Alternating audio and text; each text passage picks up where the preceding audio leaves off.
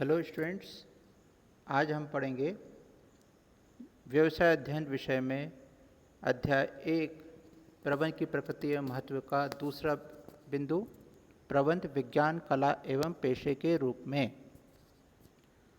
तो जब हम इस बिंदु की बात करते हैं तो सबसे पहले हम प्रबंध को एक विज्ञान के रूप में समझने का प्रयास करेंगे। तो पहले हमें ये समझना पड़ेगा कि विज्ञान क्या है। किसी विषय के क्रमबद्ध एवं व्यवस्थित ज्ञान समूह जो कि कुछ सामान्य सत्यों को स्पष्ट करता है उसे विज्ञान कहा जाता है। इसी को हम इस प्रकार भी कह सकते हैं कि प्रबंध का संबंध उस ज्ञान समूह से जो अवलोकन एवं प्रयोगों के आधार पर प्राप्त किया जाता है, जिसको प्रमाणित करना संभव होता है।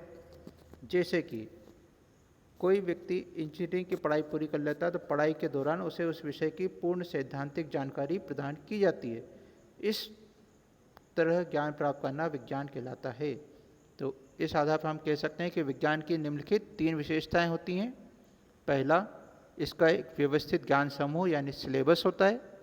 दूसरा, ये परीक्षण पर आधारित है, इसका हम प्रयोग करके देख सकते हैं कि यह सही है या नहीं है। तीसरा, इसकी व्यापक वैधता होती है, इसे पूरी दुनिया भर में स्वीकार किया जाता है। अब हम देखेंगे कि क्या प्रबंध में विज्ञान के रूप में माने जाने के गुण पाए जाते हैं। तो सबसे पहला बिंदु जो अभी हमने 3 बिंदुओं देखा कि इसका एक व्यवस्थित ज्ञान समूह होना चाहिए।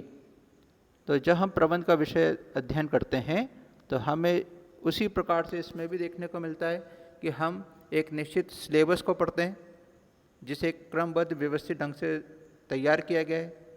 इस प्रकार से हम कह सकते हैं कि प्रबंध में एक व्यवस्थित ज्ञान समूह उपलब्ध होता है। दूसरा, परीक्षण पर आधारित सिद्धांत। विज्ञान की इस विशेषता को प्रबंध पर लागू करने से पता चलता है कि प्रबंध के अंतर्गत जिन सिद्धांतों को हम पढ़ रहे हैं उनका विकास विभिन्न वर्षों में किए गए अनुभव, प्रयोग, तथ्यों एवं उनके विश्लेषण के बाद हुआ है। इस प्रकार हम ये कह सकते हैं कि प्रबंध के सिद्धांत भी परीक्षण पर आधारित हैं। इन सिद्धांतों को व्यवसाय में उपयोग किए जाने से लाभ प्राप्त होता है, अर्थात ये परीक्षण पर आधारित सिद्धांत हैं। प्रबंध विज्ञान की तीसरी विशेषता है व्यापक वैधता। तो प्रबंध को जब हम इस कसौटी पर कस के देखें तो हमें ये ज्ञान प्राप्त होता है कि आज दुनिया में सभी जगह पर प्रबंध को अपनाया जा रहा है। हर क्षेत्र में प्रबंध को अपनाया जाता है, चाहे वो घर की बात हो या सरकारी विभागों की बात हो, व्यवसाय की बात हो या अन्य किसी भी क्षेत्र में हम इसको देखें तो उसे उपयोग में लाया जा रहा है और उससे वांछित परिणामों को प्राप्त करना संभव हो रहा है। इस प्रकार से हम ये कह सकते हैं कि प्रबंध के विज्ञान के तीनों गुणों की विशेषताएं, तीनों विशेषताएं इसमें पाई जाती हैं। जैसे कि इसमें व्यवस्थित ज्ञान समूह भी है, परीक्षण पर आधारित सिद्धांत भी हैं और इसकी व्यापक वैधता भी है, अर्थात हम ये कह सकते हैं कि प्रबंध एक विज्ञान है। अब हम देखेंगे प्रबंध को कला के रूप में। तो उससे पहले हम समझने का प्रयास करेंगे कि कला क्या होती है। तो कला का अभिप्राय उपलब्ध ज्ञान के दक्षतापूर्ण सैद्धांतिक प्रयोग से माना जाता है।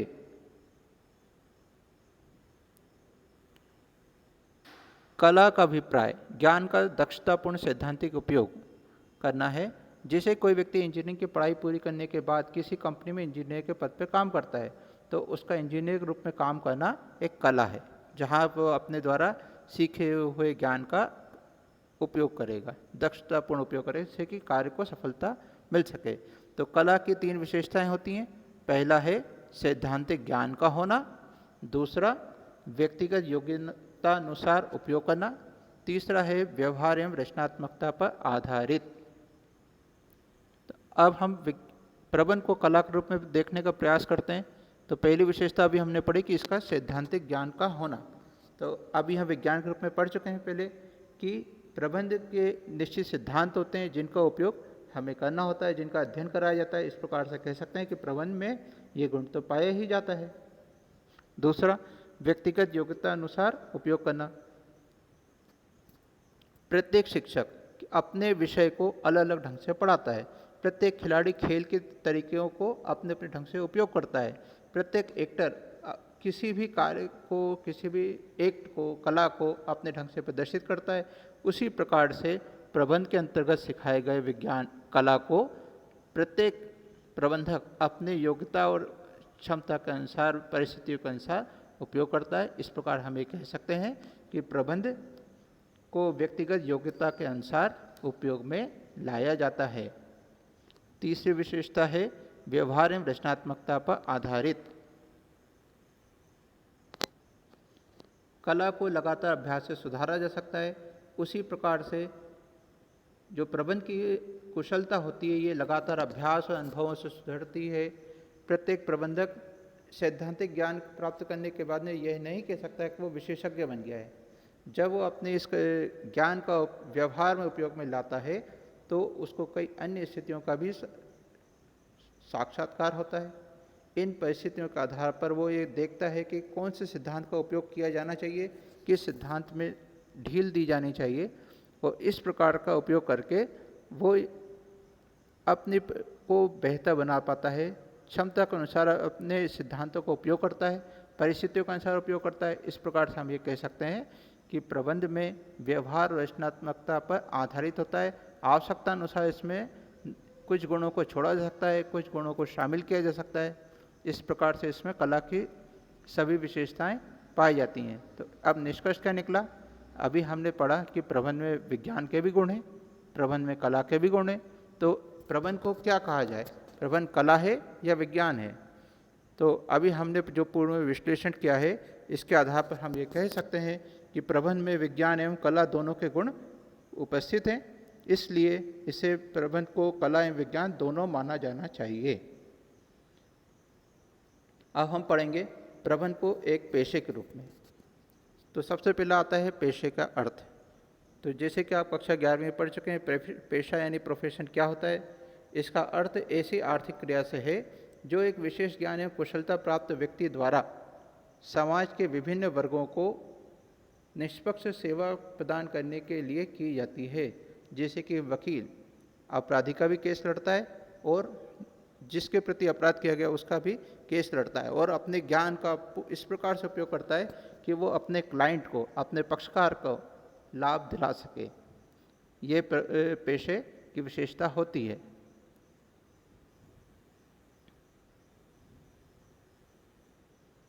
पेशे की मुख्य विशेषताएं इस प्रकार हैं। पहला, भली भांति परिभाषित ज्ञान का समूह होना चाहिए। दूसरा, अवरोधित प्रवेश होना चाहिए। तीसरा, पेशेवर संघ। चौथा, नैतिक आचार संहिता। और पांचवा है सेवा का उद्देश्य। अब हम देखने का प्रयास करेंगे कि क्या प्रबंध में एक पेशे के रूप में ये गुण मौजूद हैं। तो सबसे पहला बिंदु है भली भांति ज्ञान समूह, भली भांति परिभाषित ज्ञान समूह। तो पेशे की पहली विशेषता यही है कि इसे पेशेवर व्यक्ति में विशिष्ट ज्ञान होना चाहिए। तो प्रबंधक, वकील, डॉक्टर, इंजीनियर ये पेशेवर व्यक्ति माने जाते हैं, क्योंकि इस कार्य को करने के लिए वे एक निश्चित कोर्स का अध्ययन करते हैं। उस अध्ययन के द्वारा उनको एक विशिष्ट ज्ञान की प्राप्ति होती है। ये प्रयोगों पर आधारित होता है, नियम और सिद्धांतों ने जिन्हें व्यवहार में उपयोग में लाने के लिए विशेष चतुराई का उपयोग करना पड़ता है, क्योंकि केवल सिद्धांतों से कार्य नहीं चलता है। आपको कब कौन से सिद्धांत का उपयोग करना है, किस सिद्धांत में छूट देनी है, इसका भी विचार करना पड़ता है। इसलिए हम ये कह सकते हैं कि प्रबंध में भली भांति परिभाषित ज्ञान समूह होता है, इसलिए ये जो शर्त है ये पूरी होती है। दूसरा है अवरोधित प्रवेश।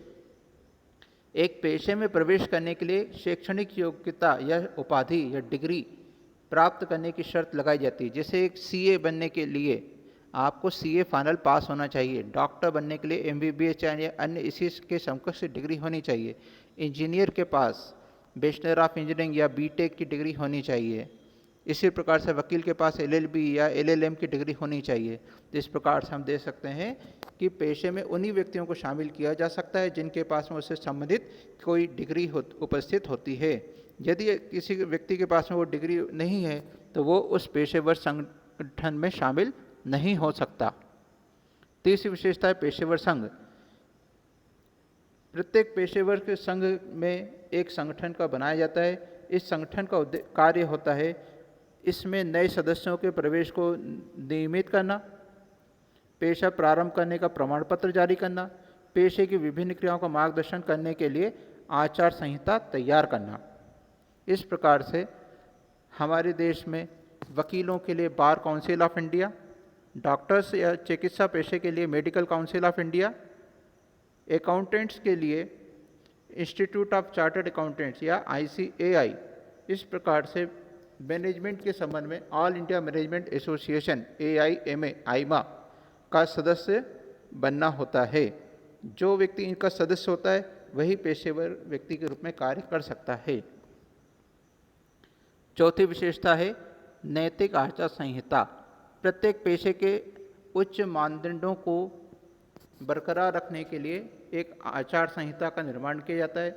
आचार संहिता का अर्थ पेशेवरों के व्यवहार का मार्गदर्शन करने के लिए बनाए गए नियम व अधिनियम हैं, जिसमें पहले से स्वीकृत पेशों जैसे कि कानून, चिकित्सा, लेखा शास्त्र के लिए आचार संहिता निश्चित की गई है, लेकिन प्रबंध के संबंध में इस प्रकार की कोई आचार संहिता अभी तक निश्चित नहीं की गई है। इस बिंदु के आधार पर हम ये कह सकते हैं कि प्रबंध पूर्ण रूप में एक पेशा नहीं है, क्योंकि इसके संबंध में अभी तक कोई आचार संहिता का निर्माण नहीं किया गया है। इसी प्रकार से जो आईमा है, ऑल इंडिया मैनेजमेंट एसोसिएशन, उसका सदस्य बनना भी आवश्यक नहीं है। इस आधार पर भी प्रबंध को एक पेशा नहीं कहा जा सकता। सेवा का उद्देश्य, पेशे का मुख्य उद्देश्य समाज सेवा करना होता है।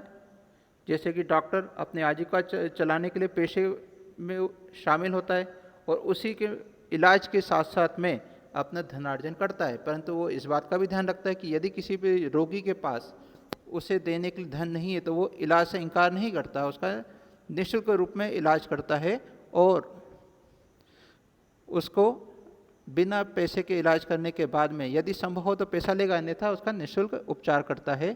इस प्रकार से हम इस निष्कर्ष पर पहुंचते हैं कि प्रबंध में अभी पेशे के समस्त गुण विद्यमान नहीं है।